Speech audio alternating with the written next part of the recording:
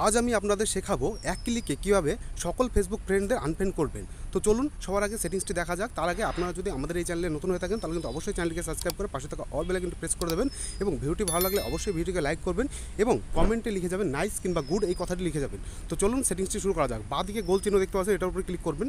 Click করার পরে আপনারা একটু নিচে যাবেন, দেখতে পারবেন আপনাদের ফ্রেন্ডস লেখা আছে, এই ফ্রেন্ডস লেখার উপর ক্লিক করবেন। ক্লিক করার পরে আপনাদের এমন একটা পেজ খুলবে। পেজ খোলার পরে আপনারা এখানে দেখতে পাচ্ছেন ম্যানেজ, এই ম্যানেজ অপশনটির উপরে ক্লিক করবেন।